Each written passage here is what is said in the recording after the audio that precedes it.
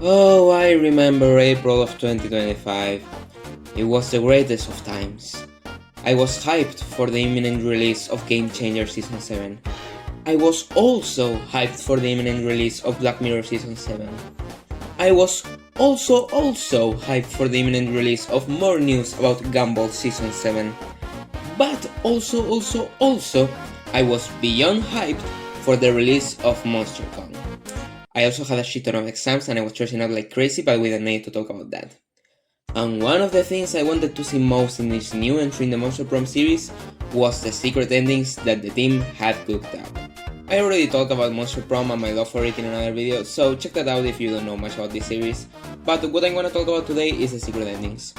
These are basically a consequent series of 3 events that tell an overarching story over the course of a single playthrough. Hunting these little stories down tends to be one of the most memorable parts of the games. With this, it feels like the writers and artists are really spreading their wings and telling more ambitious and unique stories. There's a ton of variety here.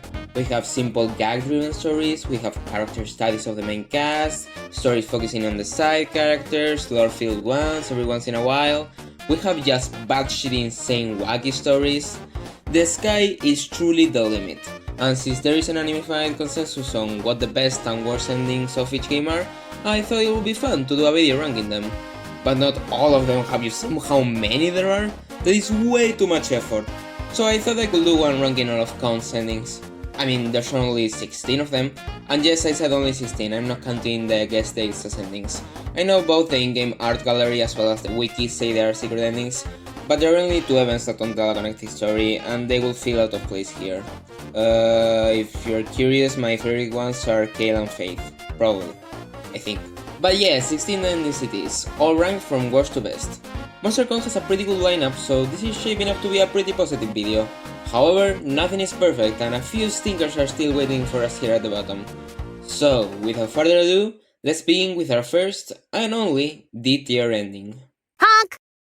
In very last place, at the 16th spot, we have Furries. Look, this ending is just bad. One of the franchise's weakest in my opinion. I mean, not utterly awful, just kinda bad, and I don't think anyone is gonna debate me on this one. In this plotline, you become friends with Franz Ferdinand, and after saving his life, he shows you the wonders of the furry community. While you help him sort out stuff, you show interest in a fursuit, and at the end, Franz buys the suit for you and you become a furry. You know what my problem with this ending is? Franz himself. He's boring. You're fucking boring, Franz. And the only thing keeping us together is inertia. And I feel more attachment to this disposable fork than I do to you. Kill yourself! Okay, let me explain myself. I feel like Franz would be completely fine as a side character that appeared every once in a while, like the photo guy or Reese. Those aren't my favorite characters or anything, but they work because 1, they have distinct traits that help you remember them, and 2, they share their events with the main cast so that they have other personalities to work off of. Franz does none of this. Personality, he's a furry and he's a nice guy. He describes himself as playful, but I just don't see it. And none of the main characters appear, so you don't really get any cool banter. This series is no stranger to restricting characters to singular plotlines with Dahlia or Blobert in the first game, for example. But in those cases, both main and side characters make appearances, which is nice, not only because they are great characters, but because they make the new characters stand out. They shine a light on what makes them unique additions to the cast. You don't get that with Franz, it's just you, Franz, and random background characters, and that makes this a really bland story. I also didn't think it was all that funny. This is mostly due to the lack of other characters, as I mentioned, but the situations you get into, as well as the possible options, aren't particularly funny or creative either. There is nothing for me to latch onto in this one. It isn't visually interesting, it isn't even a new concept, as a similar idea was done much better in the first game in my opinion. I just don't like this one. The 2 things that are saving this ending from F tier are Franz's full name, which is a nice pun, admittedly, and the ending picture changes depending on the playable character you used. That's cool. Also, Valerie wearing a catsuit raises a ton of questions about furry culture in a world where animal people exist. But yeah, this is the worst one in the game, and thankfully the only one that I believe belongs in D tier. So yeah, fuck you, Franz Ferdinand. I hope your family has a very nice Christmas. We now enter C tier. Here reside the endings that aren't bad by any means, but have enough flaws to hold them back from being all that good or memorable. And in second to last place, we have Game Master Liam.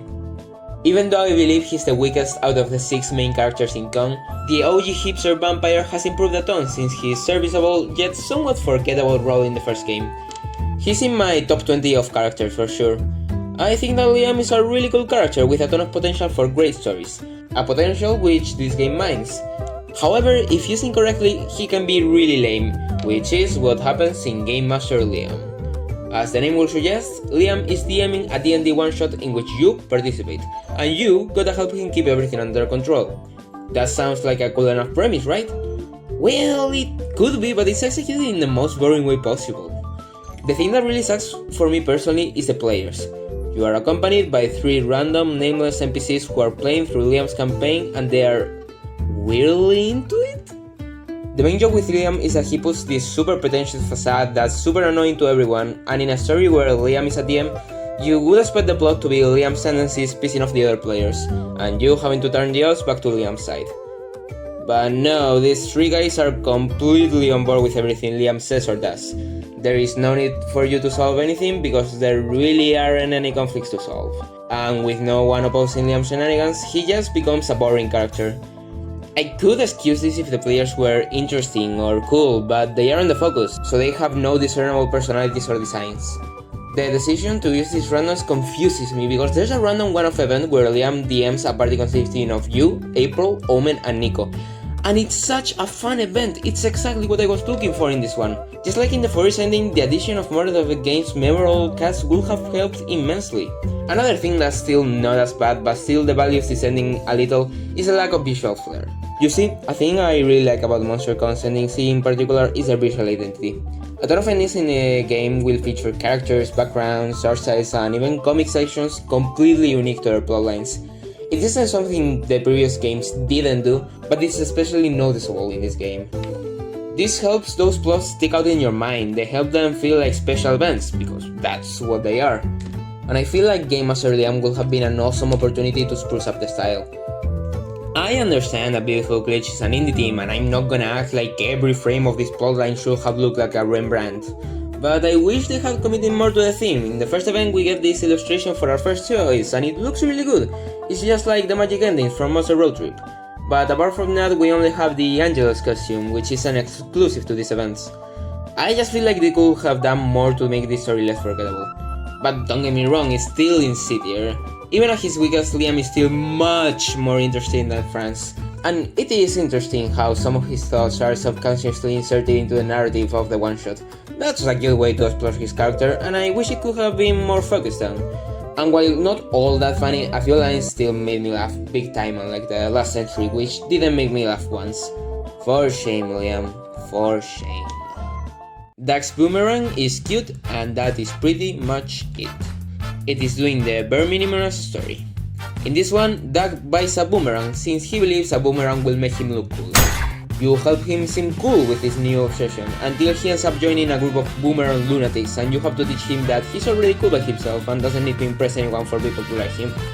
It's fine, it's a good story, I guess. It explores Doug's insecurity, a core aspect of his character, and while the execution is perfectly serviceable, it isn't anything too deep or revolutionary. It is implied throughout the game that Doug's low self-esteem partly comes from his relationship with his father, and we sadly don't really explore that here. It just says Doug's insecure and will go to certain lengths to impress people without delving too much into the why of it all. Apart from that, the events that unfold aren't too exciting or cool either. There are other events throughout the game all about making Doug seem cool, but focusing them on boomerang shenanigans makes them stand out just enough for it to feel kinda special. The plotline is also consistently funny, even if it's far from being the funniest one in the game.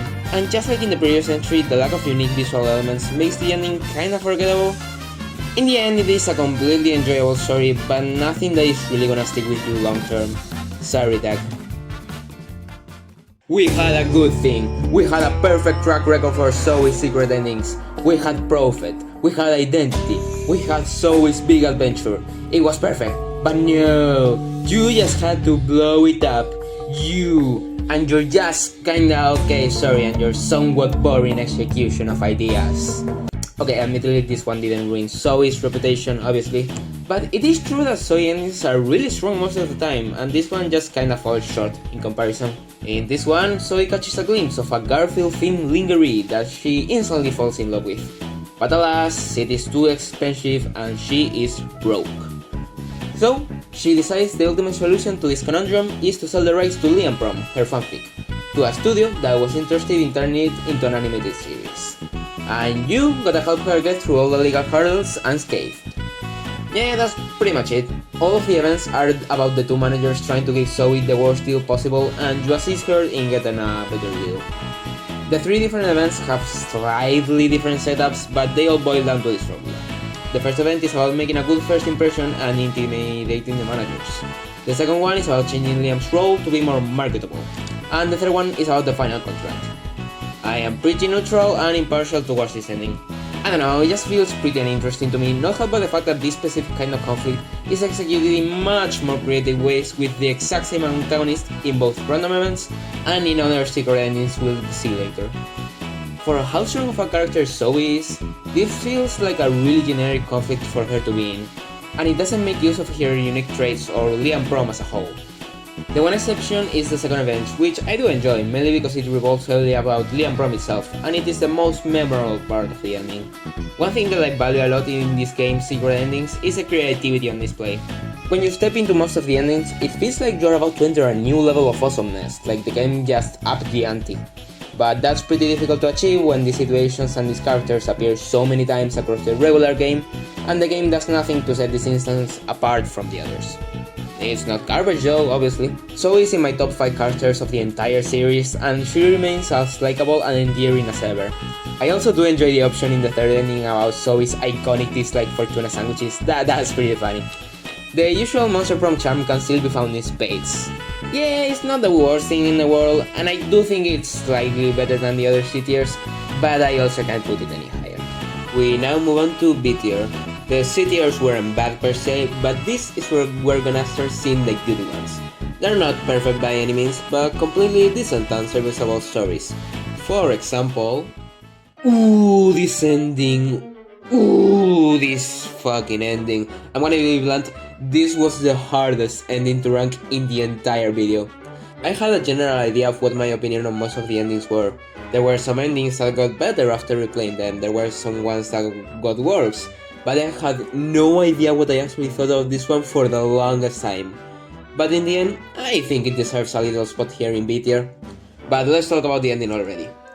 This one sees Doug meeting up IRL with his MMORPG friend group for the first time. The plotline doesn't really have a plot beyond that.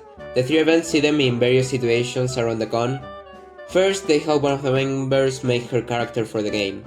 Then you help them decide what board game to play to break the ice. And the last one sees the divorced dad of the group come across his family and his ex's new boyfriend, and you all have to make him look cool. Then it ends by you asking out Doug, the funky bunch telling him to go for it, and you going, those guys? They're pretty cool. When it comes to the storytelling across the three events, this ending has the weakest story of them all, except for Furries. Out of all the plotlines about the main characters, this seems to be the one people talk about the least, and I can't really blame them since the lack of a cohesive storyline just makes all of its events blur together. But, and this is a big but, it compensates for a lackluster story with great characters. This one had the task to introduce and establish 4 new whole personalities in just 3 events, as well as prominently featured Doug, and they managed to balance them all surprisingly well. They all feel like they have equal screen time, and you get their deal right away.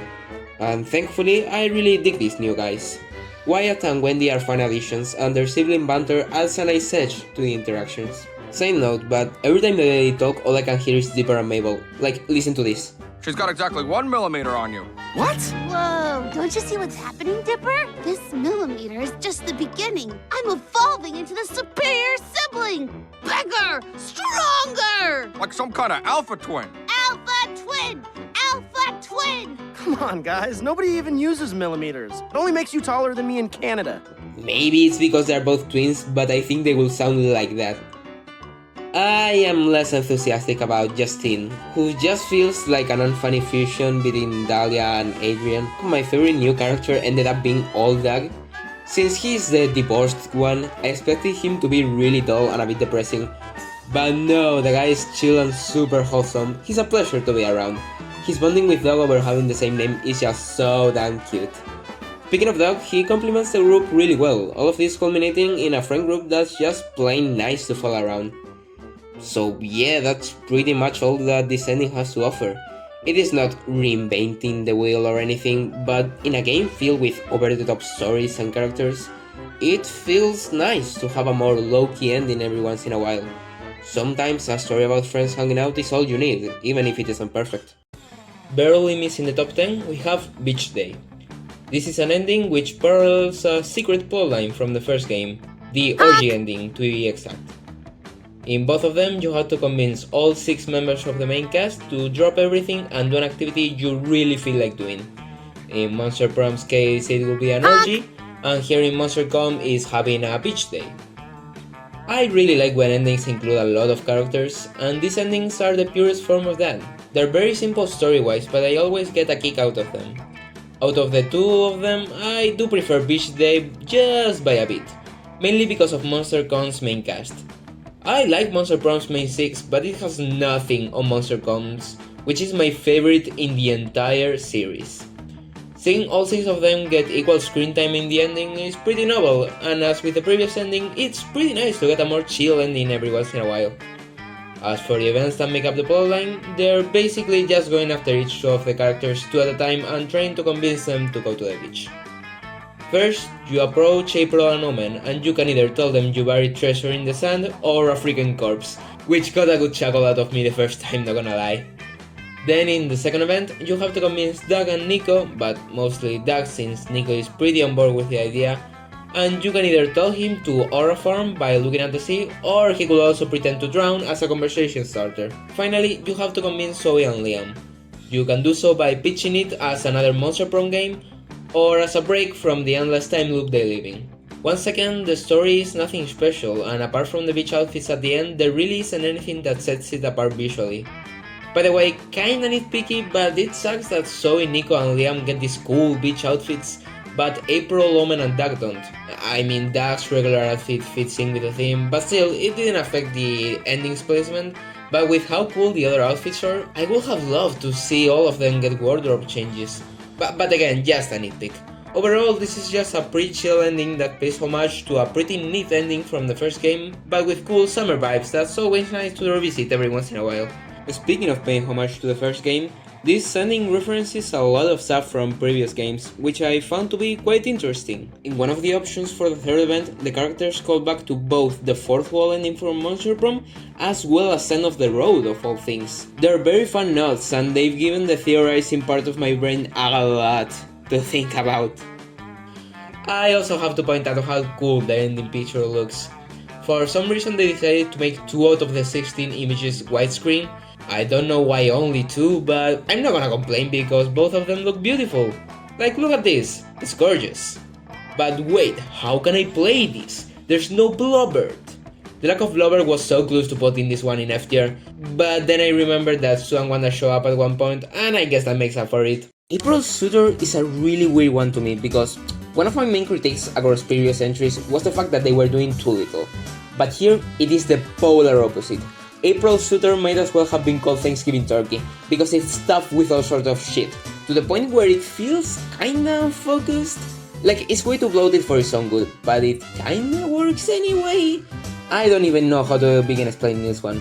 So, the plot starts when you're hanging out with April and she receives a call from her mother. Here we see the relationship between her and April. April's mom seems to be very controlling when it comes to April's life and holds very traditional clown values. Side note, but I think it is very funny that clownery is treated as a religion in this world. That's funny stuff. She disapproves of you as April's partner, so for your first event, you must convince her that you're worthy of her daughter. And after you convince her and finish the first event, you're like, oh cool, it's gonna be like meeting her parents or something. Maybe I'll see some of April's extended family, or maybe I'll participate in some weird clown traditions. How exciting! I wonder what comes next. And then nothing. April's mom doesn't appear ever again, nor does any of her family. Kind of a bummer since that had the potential to be quite the entertaining story, especially since we know that April's dad liked watching submarine movies with her, and that could have led to some really interesting characterization. But oh well, who cares, because I forgot to mention the most important plot point introduced at the end of the first event. After convincing April's mom that you're worthy of her love, she reminds April that she needs to take her clown egg to the registry for approval. A clown egg is an egg a clown applies their makeup on so that it can be properly copyrighted. That is insane, this drawing is insane, and I love it. Okay, hi, Darius editing here. That is a real thing. Like that isn't something that MonsterCon made up. That clown eggs are a real fucking thing that exists in real.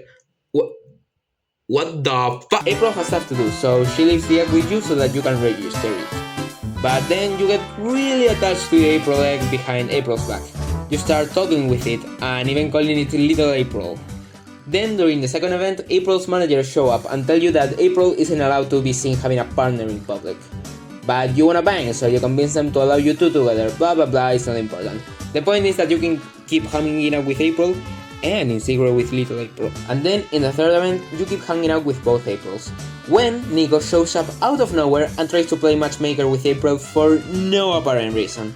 They plan to hook up April with Serpentito, a random Spanish snake that appears at no other point in the game yet has a full body sprite, despite the fact that April's mother doesn't. That is funny. You fully expect to convince Nico and Serpentito to leave you two alone, and you talk with Little April to hype you up. But in a subversion of expectations, April discovers the admittedly creepy thing you've been doing all along, and now you have to convince her that this is not creepy at all. So yeah, everything is a lot. I'm almost overwhelmed by all the different stuff Descending tries to cram into just 3 events. I feel like any of these topics could have made for an interesting ending on their own. You fighting over April's love, April's family, the April egg. No, not the managers though, we're leaving that one for later. As a result, this ending feels very incoherent. The different elements don't mesh together all that well, but I don't know, even if they don't fit together all that well, I still really like the pieces on their own.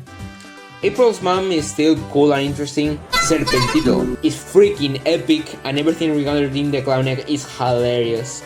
It also helps that most of these elements are accompanied by unique sprites and visual effects, setting them apart from anything else in the game. It may be less than the sum of its parts, but I still really like April's super. Liam's Bizarre Adventure is such a creative and smart concept for a Liam ending. As the name will imply, Liam gets really obsessed with JoJo's after Zoe and Nico get him into it. This leads Liam to a downward spiral of insanity and brain rot that you have to save him from. Fun fact, I actually started watching JoJo for the first time at the same time I was playing this game. A fun little coincidence that made me understand some of the things this ending references. And even if I knew nothing about JoJo's, I will think the same of this ending. You don't need to know jack about the buff men fighting show to appreciate what the ending does, and I really appreciate that. But as I was saying, this is a clever conceit for a plot. Not only do you have the obvious connections of Liam being a vampire or having previously dated Joy Johnson Jojima, but it was also really clever to have Liam, the character who always puts up this pretentious facade, the one to get obsessed with the silly wacky nonsense Turn Your Brain Off TV show. It fits his character and leads to some fun interactions. Speaking of the funny, this ending has a lot of the funny. All the random stuff that serve as JoJo references, you trying to hit Liam with a shovel so that he can stop thinking about JoJo's, your extreme aversion to JoJo's for some reason, Liam's descent into insanity in the third act, Liam hallucinating Nico and Zoe as JoJo characters, getting Liam off JoJo's by telling him that the buff men don't do the sex, the disclaimer at the end, and especially the reveal that, despite being the ones that got Liam obsessed with the show, Nico and Zoe have barely seen it. That gets me every time. It is a really entertaining ending, but why is it so low then? Well, you may have noticed that most of the stuff I found funny happens in the third event, and that is because I reckon the pacing of this plotline is not particularly great. It feels like we spent too much time introducing Liam to JoJo's, and not enough time dealing with the consequences. The first and second event could have merged, and I believe nothing of value will have been lost. Ideally, the second event should have felt like an escalation of Liam's mental instability, setting up the eventual conclusion. but as is, Liam is just a bit more interesting in the show than he was in the previous event, and as a result it makes the ending feel kind of abrupt. I really like stories about characters losing their grip on reality. Jack in The Shining, BoJack Horseman in Season 5, Thomas Howard in The Lighthouse. Also that one SpongeBob Season 7 episode where SpongeBob gets a song stuck in his head. That one's fun. Season 7 is so mid, but that episode's good. What was I talking about? Oh yeah, gay vampires. I really like stories about characters going bonkers, and while I think this ending executes the idea really well in the third event, it falls apart when taking the first two events into account. But even still, I really like this plotline. Liam, Nico and Zoe are a fun trio to follow. The jokes are on point, the visual changes such as Nico's Theo cosplay and the aforementioned hallucination scene are nice additions to spice up the story. And overall, it's just a fun time. Also, the disclaimer warning the player about the dangers of fandom brain rot reminds me of my friend who's borderline obsessed with Fuka Yamagishi from the Persona series. Hey dude, if you're watching this, ease up on the Fuka for a while. You should be obsessed with a better character like Zoe Monster Prom. So yeah, good ending. Wow, this was the first time Beautiful Glitch attempted to parody or homage another property more directly. It's pretty good, but I wonder if they can do it even better. Foreshadowing is a literally device, and topping B tier we have none other than Omen's Grimoire. There is one reason this ending is as high as it is. It's funny as hell. I mean, there are more reasons, but I really want to emphasize the fact that this one is comedy gold. If I wanted to show someone what I loved about Monster Prom's comedy writing, I would probably show them this plotline, and it's all thanks to Omen. God, I fucking love Omen, and one of the reasons why is the fact that she is a comedic powerhouse. Everything that comes out of this evil overlord's mouth is hysterical, and this ending is the prime example of that. Almost every line that comes out of Omen's mouth cracks me up, and the other characters featured in the story, mainly Nico and Doug, bring their A game as well. The bit about skinning people alive, how Omen found the grimoire, Omen trying to convince Liam, the meetup with the villain that is like that one smiling friend scene, the whole bit where Omen rides you on piggyback. Every second of this plotline is filled to the brim with funny gags and witty writing. But let's talk about the story itself already. In this one, Omen tracks down their old spell grimoire, but they can use it with the Iron Maiden and all that. And so, to try to impress her, you try to replicate some of her favorite spells, while Omen tries to barter with Liam to take her armor off. The conflict of trying to replicate these magical spells normally is really unique to this game, and seeing Omen get closer to convincing Liam and actually succeeding in the end, but using her freedom to get with you instead of for evil is really cathartic. Overall, this ending has some really great character writing, as well as comedic writing. It is a very simple story, which is why I can rank it any higher. It also lacks any new sprites or visual effects to set it apart from regular events, but this is still a super entertaining and extremely funny ending. It's just plain fun, no other way to explain it. Okay, now we're gonna feast. The A tiers are just plain great. Maybe a few nitpicks that hold them back ever so slightly, but nevertheless awesome experiences. And for our first A tier entry, we have another solo ending, Carcinization. To discuss this one, we also have to talk about how you unlock it.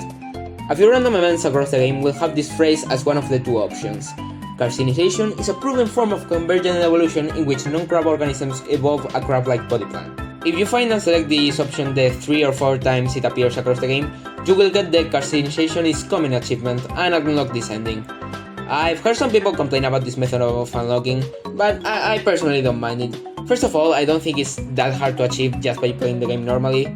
Moreover, I find it really funny how it's phrased. It's not a crab or carcinization themed solution to the problem at hand, it's just that long sentence copied and pasted.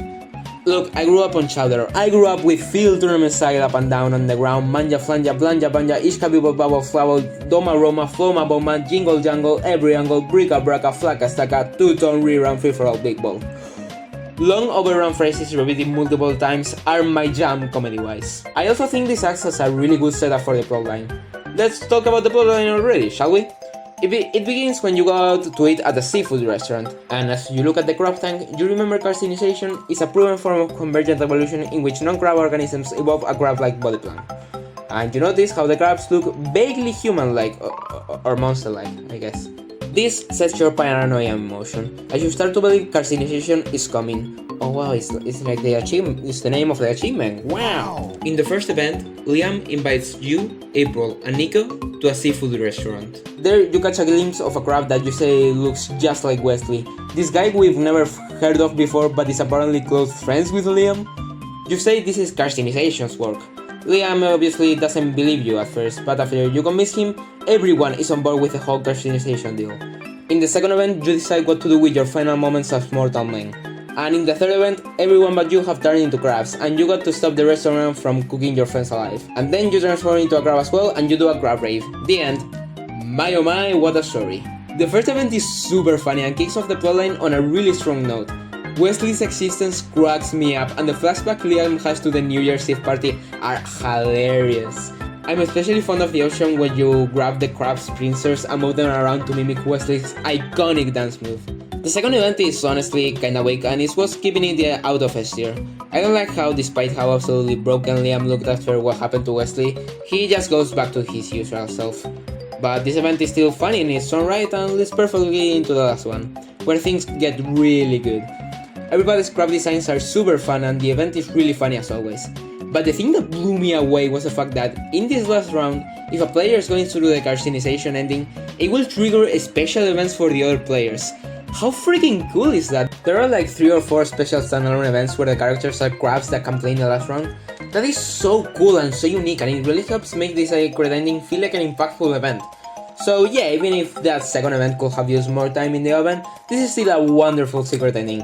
Crabs truly are the most powerful constant in the universe. Oh yeah, we got our first Nico ending of the video. Through the process of making this video and playing a lot of MonsterCon, I've really come to appreciate Nico as a character. I never disliked them, I just thought they were neat comedy relief and little else. But they've really grown on me. They are more fun, versatile and unique than I first assumed. They are not deep by any means, they are still the comedic relief at heart, but they always managed to put a smile on my face whenever they showed up, especially in their secret endings. Case in point, at number 6 we have Nico's ultimate cosplay. In this one, Nico plans to compete in the Cons Cosplay Grand Prix.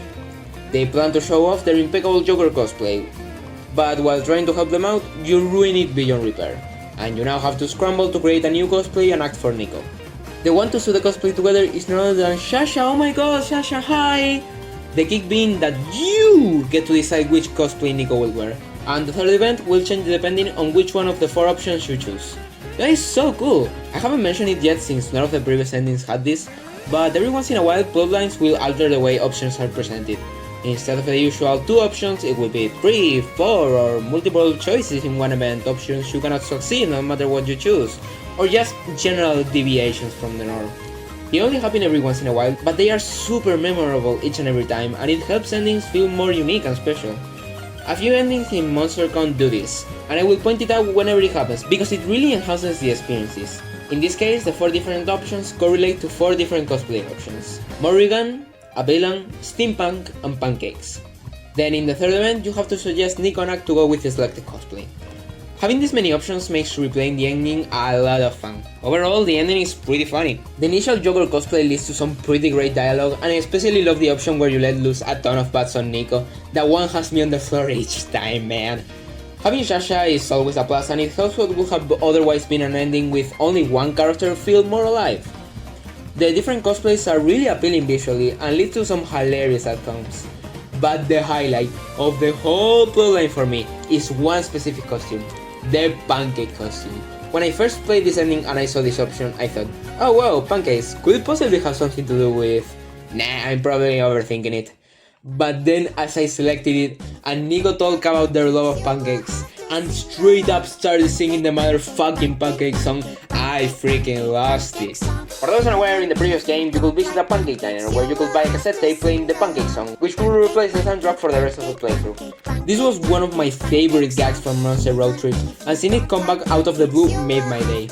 And it wasn't just a subtle reference either, as Nico started singing it, it also replaced the soundtrack, even if only for the duration of the second event.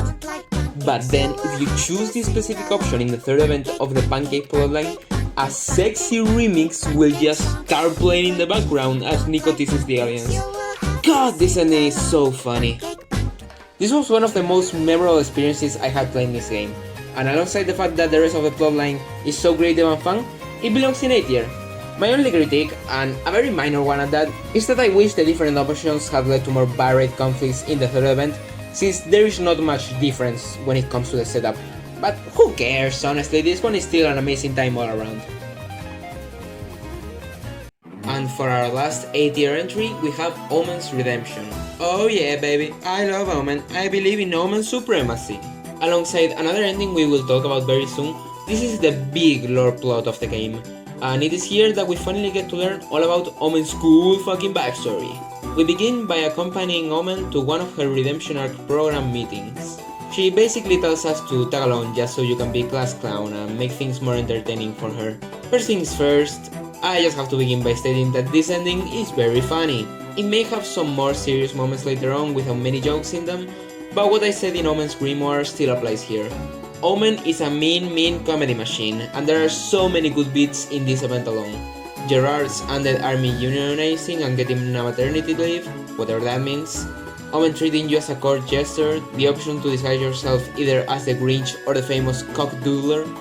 All of Omen's comments about Liam, etc. Funny stuff. And also, as you can see, Gerarda Nu can be found in this first event alongside Liam. I really like this random assortment of side characters from all across the series, and it leads to fun and unique interactions. From this point onward, you're gonna see that a lot of the endings feature a lot of characters in them. What can I say, I like this franchise's ginormous cast, and I like it when they interact with each other. Well, long story short, Omen gets kicked out of the meeting by Liam and gets assigned double shifts in the con as punishment. In the second event, Omen plans to change her rap sponsor, since she is tired of Liam. Therefore, she confronts the Coven, another set of characters that shows up here. After failing to convince the Coven with some pretty silly and funny excuses, they decide to tell Omen how the Redemption Arc program came to be. And then we switch to this black and white flashback recounting the tale of how Liam convinced them to create the program. The black and white is a very simple effect, but a good one nevertheless. We see Liam managing to convince the Coven, and then specifically asking for Omen to be released. And this part is just so goddamn sweet. At first, the Coven was completely against the idea, seeing how big of a menace Omen was. But you see that Liam truly believes that she can become better.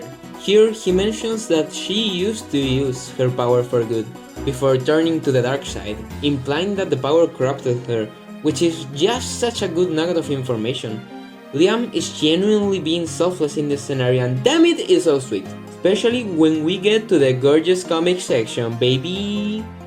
That's right, there is this page at the end of the event, and it looks so good.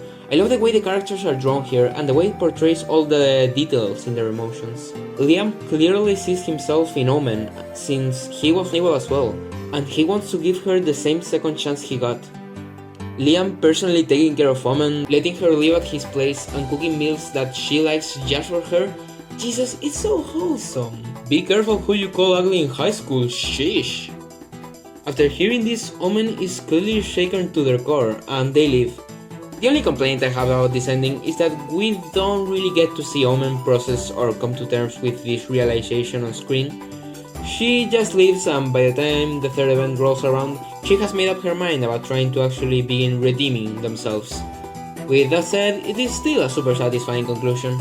You travel to the Slayer's realm with Omen, where it's revealed that Omen was once a Slayer who betrayed the group and went rogue. You help them release the tension between each other, and they're able to talk it out. Omen still feels like herself, but she feels genuinely sorry for the harm she's caused, and it's so cathartic seeing her make amends with the Slayers and stride towards her true redemption. At the end, Omen tells you their backstory, how the Slayers' method of handling problems requires a lot of trust and patience, and Omen could not abide by it. How she felt powerless and like a cog in a machine.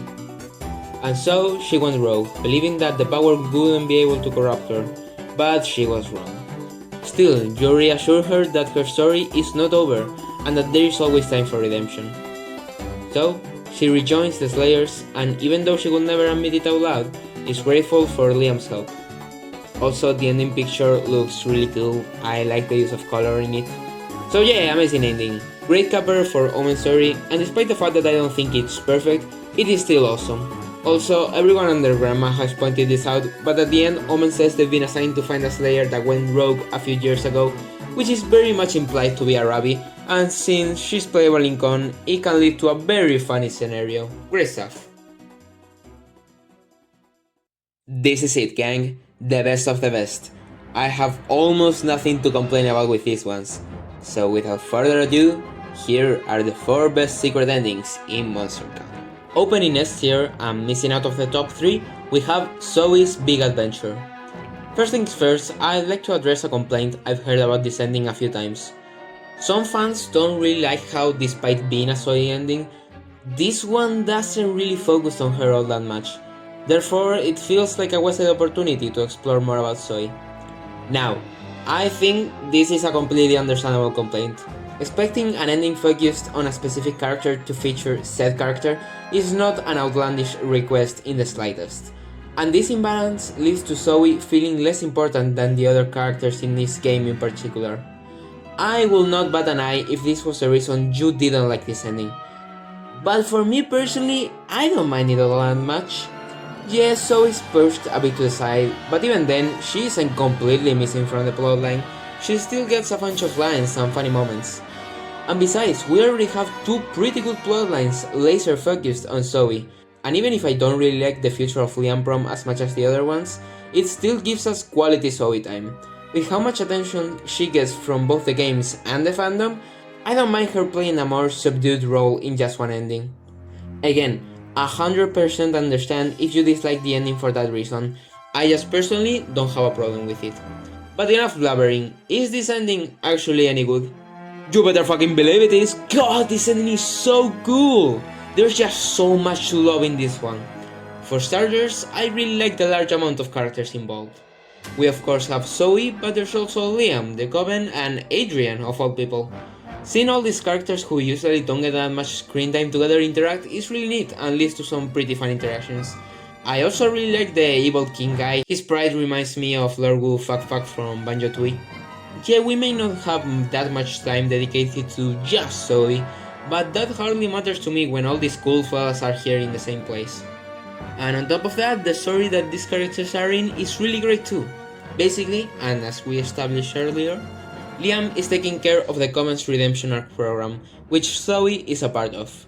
And to prove its usefulness, they're sending Zoe, alongside Liam and Adrian, on a mission to take down a shady monarch affiliated with the Merc Kingdom. But uh-oh, there's some even shadier stuff happening with that guy, Zoinks! I find it fascinating how they were able to seamlessly weave a bunch of different lore tidbits we've known about for years into this narrative. It creates for a really unique vibe that doesn't really compare with other lore-centric endings in this franchise. It creates for this quaint little chapter in the lore that works on its own but also works as an omen for what's to come. The first 2 events are all about planning the strike, or, well, the other characters planning while you try to insert yourself in the scene Dolly Dimpley style. On paper, this should be bad. Dedicating 2/3 of the plot to setup should suck, right? But those beautiful bastards have beautiful glitch thought of that. Also, I lied, the setup isn't 2/3 of the ending, it's actually 2/5. Because there's not one final event, there's 3 actually. That's right, the climax is bigger and it includes 3 different high-stakes decisions for you to make. Not only does this make the setup more worth it, it also elevates the climax exponentially. The situation gets pretty dangerous and risky, and this is reflected in the gameplay. 3 more options means 3 more chances to mess things up. It is a smart way to up the ante and make the ending feel a bit more fresh and original. Before I talk about what happens in the 3rd event, I'm gonna praise the comedy. As I previously mentioned, the large cast involved here allowed for a ton of great interactions. Liam and Zoe's usual banter, Zoe dissing Hope out of nowhere, Liam trying to get rid of you trying your hardest to insert yourself into the conversation, your reaction to the lore that Joy and the Coven spits out, and especially the running gag of you trying to impress everyone by getting shots for everybody. A gag which actually pays off in the 3rd act. Comedy comes in threes and whatnot. So yeah, up until now we had good funny stuff, but the 3rd event is where all goes down. The myriad of visual touches such as the background, the different sea suits, and other such sprites are quite memorable, and as for the bad guy itself, he feels intimidating. He was this close to poisoning you, for crying out loud. The story feels like a cheesy superhero movie, but in the best way. It knows when to be funny and goofy, but it's also kinda serious and badass when the plot demands it. It's just very freaking cool, man.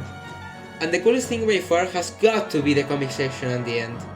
When the cultists have managed to summon one of the old ones, a giant tentacle grabs Zoe, lifting her from the ground and threatening to make her pay for betraying her kind. And when all seems lost, Hope shows up out of nowhere with the rest of the Coven, blasting the old ones with a spell, freeing Zoe from their clutches. Liam and Faith use their magic together to seal away the entity for now, and so, the day is saved. God, it's just so good! The last comic section was very somber and subtle with its drawings, using the device to portray everybody's emotions more accurately. But this one just goes ham with the format, fully wearing the comic book inspiration on its sleeve. There are so many good looking panels and it adds so much tension and action to the ending. And then the ending where everyone is hanging out and talking about future plans and we get hit with this insanely badass ending picture, and come on, you gotta admit this is cool! Overall, this is an action-packed, blood-pumping, adrenaline-inducing, fun as shit ending. And while it didn't make it to the top 3, it's still some of the best that this game has to offer. The third best secret ending in MonsterCon is Liam Prom. This is the best solo ending of the game, and for good reason. After the game spends so much time talking about Liam Prom and its characters, we finally get to see them in the flesh. While in their free time, Doug and Zoe have made a game version of Liam Prom. A game which resembles a certain monster-themed dating sim you may have heard about. And when they ask you to be a beta tester, you decide to ditch your friends and the con to stay in the hotel room and be a true gamer, oh yeah! The 3 different events consist of choosing the character you'll play as out of 4 possible options, choosing one of the 4 dates available, and then doing an event involving said date. There is so much cool stuff in this ending, I don't even know where to begin. Let's start with how this is a perfect homage to the first game, the one to start it all. All throughout the game, the writers tend to get somewhat meta whenever they talk about Liam Prom as a whole. They tend to use it as a way to comment on the original Monster Prom, how they went about creating it, their thoughts and feelings towards the project, etc. It's a very smart way to approach this kind of commentary. Naturally, if they wanted to make an ending based on Liam Prom, they also had to apply this level of meta commentary and reference to the plotline. And I'm happy to announce that this is just a masterful love letter to the first game. There are so many little touches and details that make this such an amazing experience for those who played the original game.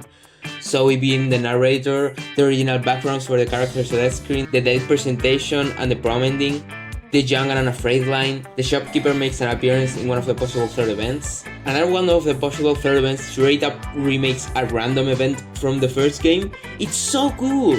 It's a great payoff to a long-running joke in this game and an absolute treat for fans of the source material. However, the ending wouldn't be so high up in the list if it stopped there. But no, this is more than just a hodgepodge of references. This is one of the most creative and fun plotlines in the entire franchise. As I alluded to before, depending on the date you choose in the second event, the third event will be completely different. This makes this ending one of the most replayable and content-rich ones in the whole series.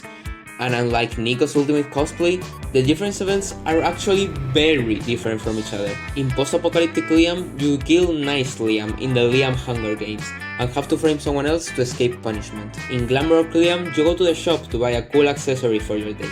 In Buff Liam, you help him pass an exam since he is a himbo, and Little Bastard Liam lets a griffin loose in the bathroom, and you have to catch it somehow. All of them feel so unique and are really fun in their own way. It is also visually stunning, with tons of gorgeous new art pieces and sprites to really set this ending apart from anything else in the series. Aside from that, the concept of an academy full of different versions of Liam is very amusing, and they mine it to its full potential, with a myriad of wacky Liams of all shapes and sizes, most of them with unique sprites. The sheer variety of characters on display leads to a lot of fun and hilarious interactions. I even thought about ranking all the different Liams shown, but no, that is ridiculous. A ranking within a ranking, that's just confusing the audience for the sake of a cheap gag. It's preposterous, it's insane. Welcome to Darius Castro's ranking of every individual Liam featured in the Liam prom ending. Oh yeah, baby, let's do this, let's go, let's do this. Ooh, yeah. Number 15, Yandere Liam. Look, sorry, girl, you know I love you, but what the fuck were you doing with this one? This is the least Liam thing to ever be Liam. This is awful, fuck off. Number 14, Shopkeeper Liam.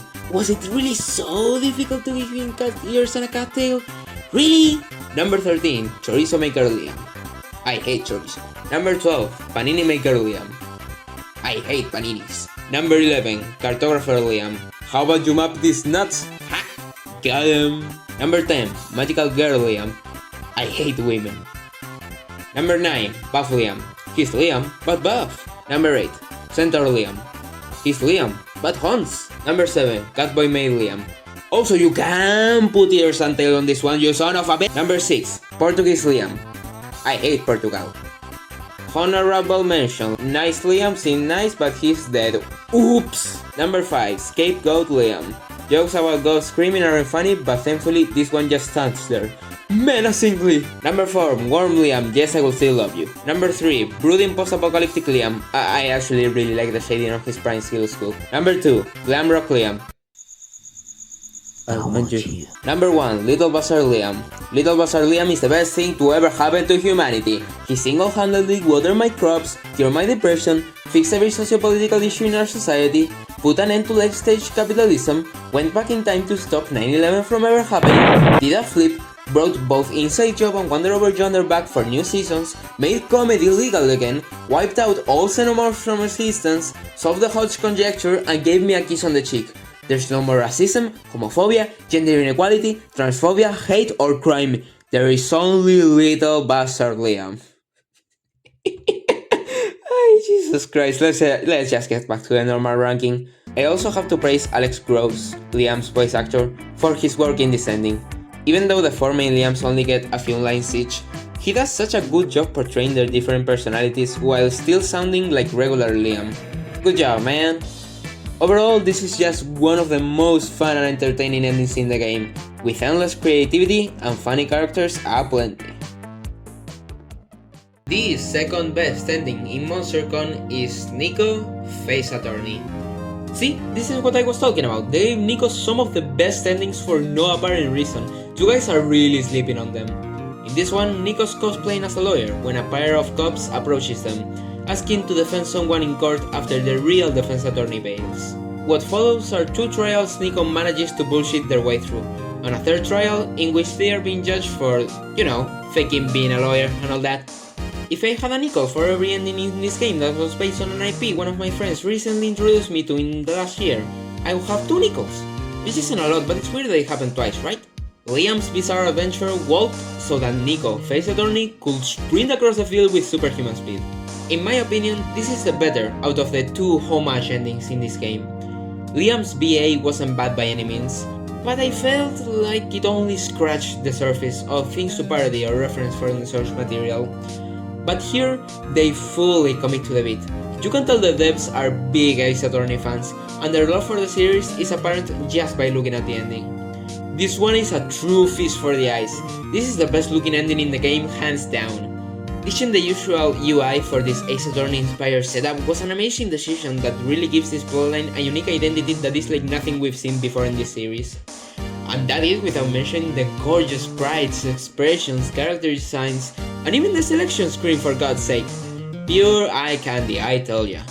Also, I really like the way Brandon Rogers delivers that OBJECTION! If I had to compare the way this one references Ace Attorney to the way Liam's ending references JoJo's, I would say the main difference is that Nico Face Attorney feels more earnest, if that makes any sense. I am not implying the devs don't like JoJo's, not at all, I'm in no position to even suggest that. But in that ending, it felt like the writers were constantly going like this, telling the audience how wacky and nonsensical JoJo's is. It created some very funny moments there, but in hindsight, it didn't do much with the source material, apart from Nico's costume and the hallucinations at the end. But on the other side of the coin, Nico's ending just takes so much advantage of Ace Attorney. I already talked about how it looks, but it also has a lot of nudges to the original game and jokes about it. Phoenix and Edgeworth's sexual tension, the judge being incompetent as usual, the pieces of evidence, the parrot. Speaking of the parrot, it's really cool how if you choose it for both the first and second event, it will show up in the third event as an option to pay off the joke, but if you don't choose it, it will be replaced with a different option. That is a really cool detail that gives the ending some good replayability value. Another thing that I really like about this plotline is the many characters involved.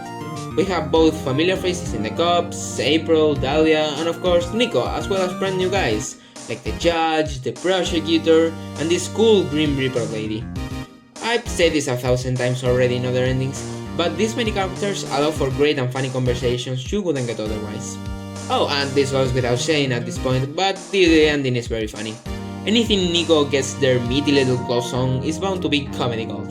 So yeah, hilarious plot, great cast of characters on display, good usage of the source material, amazing visuals, awesome ending. However, there is one more thing that I believe ties everything together, and that thing is none other than everybody's favorite mimic, Nico Sharp. Before, I said that playing through their endings made me appreciate them much more, and that was mainly thanks to this ending, which helped me rethink a lot about the character and recontextualize a lot of their appearances for me.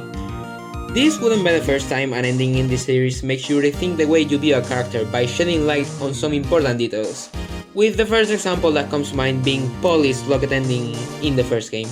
I used to see Nico as the regular dumb as rocks comedy relief, but this plot focuses on a core aspect of their character, their strong sense of justice. Yeah, at first Nico plays along with the lawyer stuff just to go with the flow, but then they keep being a lawyer and you see that Nico believes lawyers to be very noble. To them, lawyers are agents of justice and they make the world a better place. And yeah, Nico ends up causing more harm than good, but they don't do it just out of pure ignorance, but out of a desire to help their friends to make the world a better place. This made me see them in a new light. Yeah, Nico may be quite dense, but most of the things they do are to help others. The joke with them isn't that they cause chaos due to their stupidity, but rather the problems are a side effect of their attempts to help. Despite everything, Nico has a heart of gold, and I'm incredibly grateful to this ending for making me realize that. Seeing Nico talk about wanting to do good by being a lawyer is weirdly sweet. So, for all the reasons I listed, Nico Face a Journey is absolute cinema. But it couldn't quite reach the top of the list.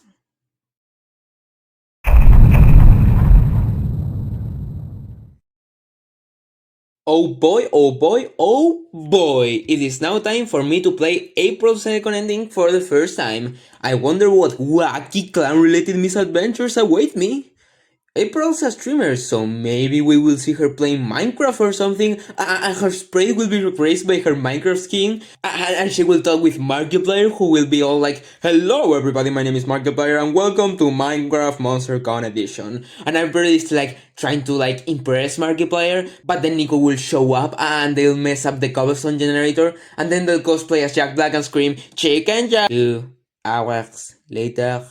Don't be shy and take my hand. We will Everyone stop talking. Listen, that was the best thing I've ever seen in my freaking life. Wow, holy shit. April's Contract is my favorite ending in the entire game, and a strong contender for my favorite ending of the whole series. I will never forget the first time I played through this ending. I was just flabbergasted, completely taken aback by how masterfully written this ending was. I better take out my thesaurus because I'm gonna need a lot of synonyms for great. So without further ado, let's jump right in. The story begins while you're hanging out with April in a diner, and all of a sudden she receives a call from her managers asking to schedule an emergency meeting. She tries to ignore them, but to no avail since they implanted a tracking device on her and just burst into the diner. After taunting and belittling her for a few minutes, they tell April that she needs to add more mascots to her repertoire, because a little identity never hurt nobody, but lately you've been focusing too much on yourself. But because they're just so merciful, they're gonna let her pick one to start with, and then roll the other ones out over time. April is too shocked right now to say squat, so you have to choose one out of 3 available options: patheticism, Marxism, or golf. Whichever one you choose will become April's new mascot, further repressing April's identity. But no matter which one you choose, all end like this. This phase is completely unique to this interaction and I love it because it perfectly sets up the tone for the rest of the ending. It catches you off guard and puts you on edge, since it really feels like April's sanity has reached a new low. After she flees the diner screaming, her managers mourn another influencer breakdown, but say that they can still squeeze a bit more out of her because she completely goes off the deep end. By this point, you just want these two bitches to bleed. They're so hateable, but in a good way. They work supremely well as antagonists for this ending. As we have seen before, they're also antagonists in other endings, but their behavior there felt just like how they acted all the time. But here, they're just straight up evil. They go above and beyond to make April's life as miserable as possible in a way that feels more serious and intense than ever before. So yeah, this first event sets up the tone and story really well, but it also has more stuff going for it. It is very consistently funny, especially the different options for April's new mascots. Patheticism itself has a very cute design, and Marxism straight up being any slightly left-leaning thought is very funny. However, the standout for me is the golf option, surprisingly. This is just incredible writing all around. Most people will see this option and think it's just another one of the game's silly jokes. And it is, the game very clearly treats it as such. Compared to the other two, this one appears to be very lighthearted. However, that could not be farther away from the truth. In the middle of a random run with April, you might have come across the option to talk about her hobbies. Here, she will reveal that she actually did get into golf. Why? Because it was boring. Because it was unpopular among her usual audience. Because it didn't fit with her brand. It was something that she didn't have to share or monetize. It was just for her. Not only is this some very interesting characterization, but it makes it all the more devastating if you actually know about this fact before playing through this plotline. April had a single thing to herself, and they ripped it away, just like they ripped away everything else in her life. It doesn't matter if you don't know about this, I didn't know my first playthrough and it still worked, but it rewards players who know more about April. So yeah, terrific first event, but let's move on because this is the part where things get good. The second event rolls around and you get worried since it's been a while since you last saw April. So you ask around to say if anyone's seen her around. Nico tells you that they saw April near the sewers. Or rather, something shaped like April. Ever since she ran away, tension has been building up and I'm pretty on edge. And so, you approach the sewers. Then it happens. You get inside the sewers, and the screen turns pitch black as you call out April's name. The music has gone away, as you are left with the unsettling sounds of a music box. You keep calling your friend's name, when suddenly the screen is filled with wide smiles full of crooked teeth. Then, April responds. Clearly deranged, she talks about how she has to give away every piece of herself, how her emotions have to be sealed away from everybody else, and how she has devoted herself to appeasing others. April is no longer human, but rather an amorphous amalgamation of balloons. The music has now become a cacophony of laughter and sobs, as there is nothing left to do but entertain the viewers. I was absolutely blown away the first time I saw this. Like, they can do this? They can just put a creepypasta in here. Just like that. That is spectacular! After seeing how April is treated all across the game, and especially this ending, this serves as a magnificent climax. And it wouldn't work so well if it wasn't for the presentation. As you can see, the artwork is stunning and appropriately creepy. And as I also alluded to, the music creates an oppressive atmosphere. April's shaky writing adds to her insanity. It is a masterclass in atmosphere, but it also makes you feel really bad for April. She views the contract as a way to reach people, fearing that without it, she will be a complete unknown, and even though it is pushing her too far, she can't see that it's hurting her more than it's doing any good. In the end, you manage to calm April down with one of the options available, and she comes to her senses, agreeing to break the contract once and for all. It is very sweet, but we still have one more event to go. The next day, April starts getting doubts about facing her managers, but you assure her that you'll get her out of this mess. The stakes have never been higher. After the last event, you've seen what path April could go down. and you are more determined than ever to take those two down. In something like the future of Liam Prom or April Suitor, there were stakes, yeah, but it is much bigger than all that. We are playing with April's life here. And so, you schedule a meeting and face off April's managers. They laugh at your offer, they talk about having multiple binding clauses and even owing April's soul. It really does seem like an impossible task. Nevertheless, you give it all you've got and choose one of the two options. And if you manage your resources well enough, you will succeed and free April from the contract, leaving the managers in the dust and showing April that she will survive without them. Seeing the success icons pop up in this ending is one of the most satisfying and exhilarating experiences in the whole franchise for me. You did it! You saved April, it feels amazing! Also, and before we move on to the ending, I'd like to point out that the second option pays off another small running gag, the fact that April apparently looks horrifying without her makeup on. Not only is it satisfying seeing the payoff to this joke in action, but it's so great to see April embrace her weird and terrifying self and using it to her advantage. But yeah, the plot ends with April thanking you for being with her the whole way through. She has now started over from the beginning, following a healthier and more emotionally fulfilling path of her life. Doing what she loves, the way she wants, and always putting her needs first. She may be less popular and reaching less people, but she's living the way she wants. And before I can give the ending the standing ovation it deserves, it hits me with a cherry on top that really brings it all together. The credits song is replaced by an acoustic guitar version sung by April's voice actress Erika Lindbeck. It is an absolutely gorgeous rendition that puts a beautiful bow on the story, and I can't praise Erika enough for her gorgeous performance. It is a song that I like to listen to whenever I feel overwhelmed or nervous, and it always helps me calm down. This is just a marvelous story. I am struggling to think of anything I don't like about it. It has a compelling protagonist, intimidating and hateable antagonists, fun and creative visual elements, flawless mastery of atmosphere and tension. It's funny when it needs to be and serious when the story demands it. In an age in which art is seen as a means to an end, an age that incentivizes us to monetize everything we ever do, stories like this are important to remind us about what really matters. And for that, and many more reasons, April's Contract is my favorite secret ending in MonsterCon.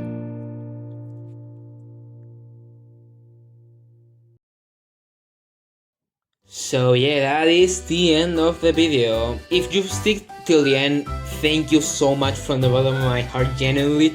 It feels nuts to me that someone would listen to me yap for an hour straight, however long this video lasts. I had so much fun making this video despite how hard and long it took me, and I hope you had fun as well. Again, I really encourage you to put your opinion down in the comments, like tell me what endings are your favorite. Did you disagree? I have no idea if I had the most vanilla options ever or if I was just spouting hot takes left and right. Like if there's Franz Ferdinand fan watching, like please genuinely tell me in the comments why you like them so much. Genuinely curious. I mean, statistically there has to be one out there, right? So yeah, that's pretty much the video. Again, I'm probably not going to do something as big as this in a very long time. Again, I'm deep in college right now. By the time this video releases, I'll probably be just flooded with exams. I'll be absolutely drowning in exams. Yeah, maybe I'll get out some more shorter videos, both Monster Prom related and just other topics in general. I have a few in mind right now. So yeah, that's pretty much it. I hope you had fun. I hope you have a very nice day. If you wanna subscribe or maybe give a like, I mean, I'm not forcing you, but I don't know, it would be nice. It will make my day. I would really appreciate it. And yeah, have a nice day and thank you for watching. Bye bye.